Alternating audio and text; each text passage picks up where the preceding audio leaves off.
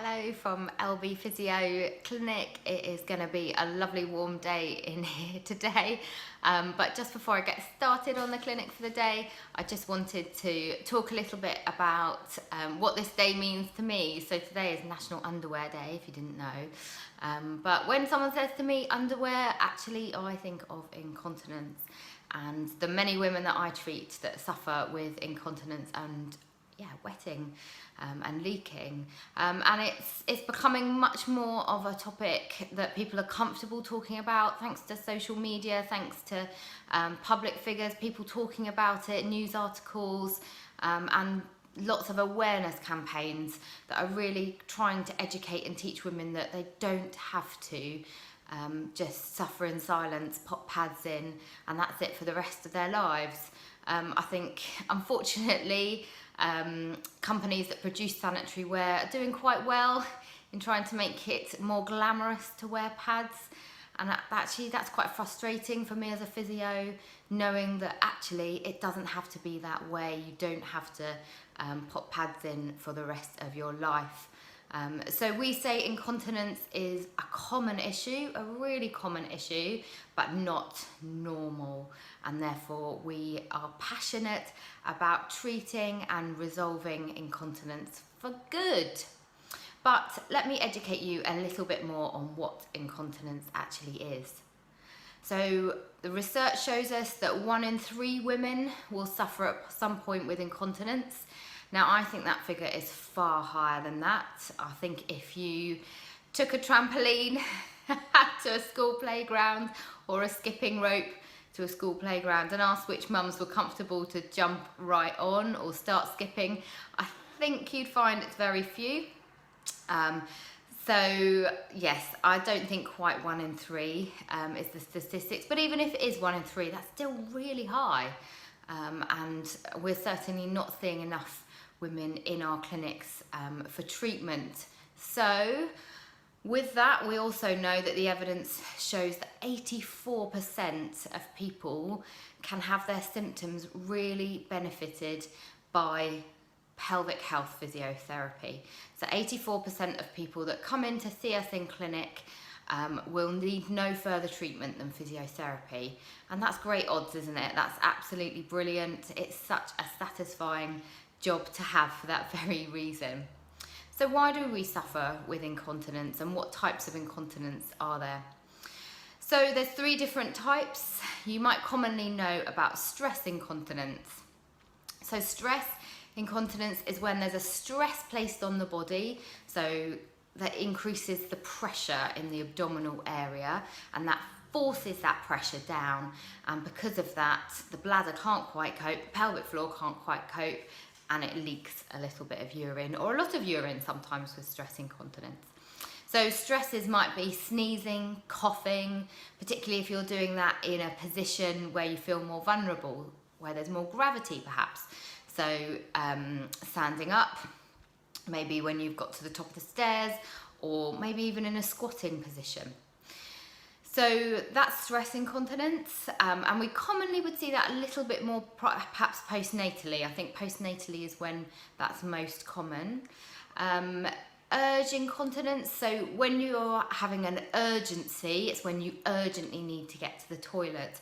And if you are urge incontinent, you don't quite make it before you leak a little bit, or again, leak a lot.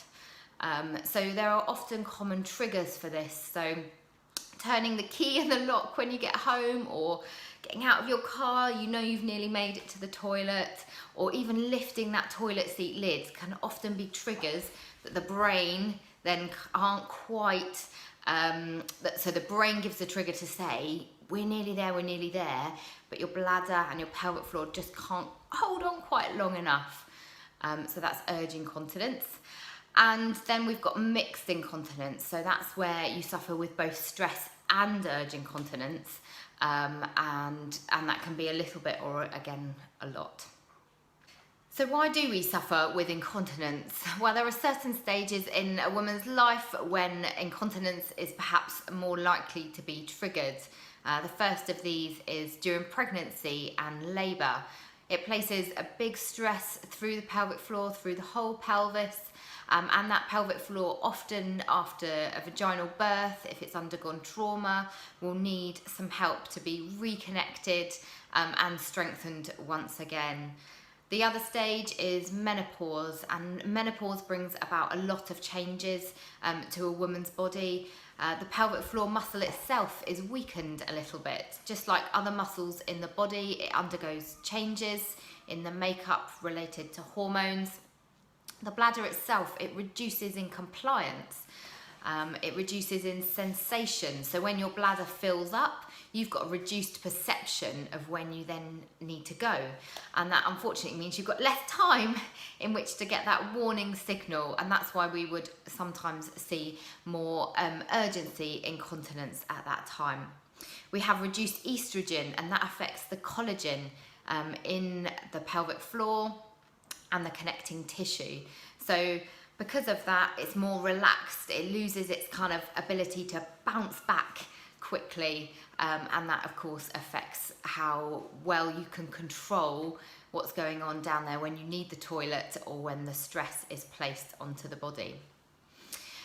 The other kind of stage or area is obesity, and we would see more women with a BMI of over 36, because especially if you've got increased abdominal weight around that area, well, it's just increased load, and that can really impact upon the pelvic floor. It doesn't mean that every woman who is a little bit overweight suffers with incontinence, but we do know that it places more of a stress on the pelvic floor. But the good news for that is that even losing, this is what the research shows, even losing 5 to 10% of body weight, so not drastic, you don't need to be a supermodel in order to change those symptoms, but just losing 5 to 10% of body weight can see a massive improvement in your symptoms. So that's really great news. So what does physiotherapy do in treating? Well, it depends really on what your symptoms are, when you get them, and what we think the triggers might be. For women with stress incontinence, it is really strengthening the pelvic floor. It might also be that you could benefit when you're doing exercise, if exercise like running or high impact exercise. If we try the pelvic floor route and we think actually your pelvic floor's pretty strong, but you are still getting some leaking and you really want to do certain types of exercise, then you can get little tampon sort of like pieces of equipment that you can pop in when you do exercise, and this will just help to splint the area that needs that extra control and that extra support. And there are other lifestyle changes as well. So it's not just all about training the pelvic floor, and it certainly isn't about doing that in lying down.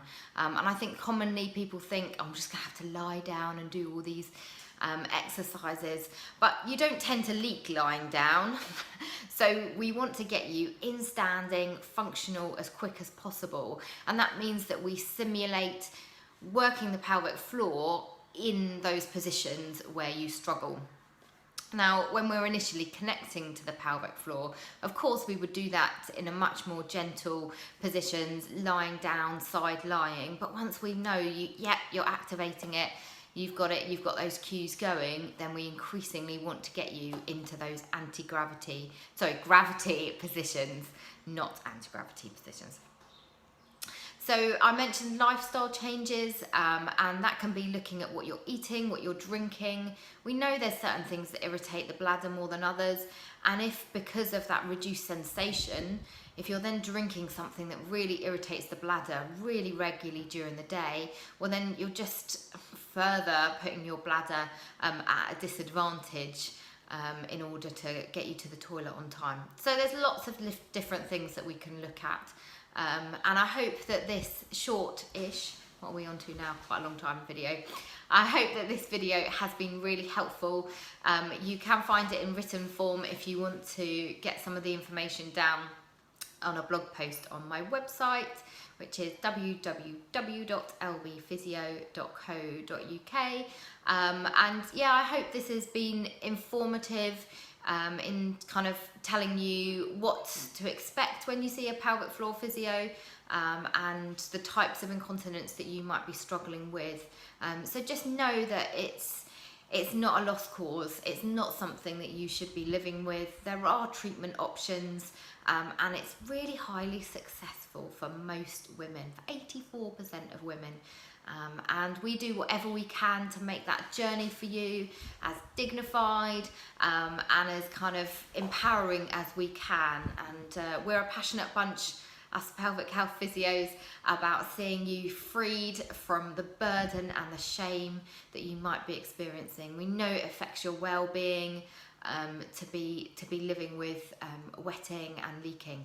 So do seek out a pelvic health physio, either via the NHS or privately, and we would love to see you and help you. Thanks for watching. Have a great day.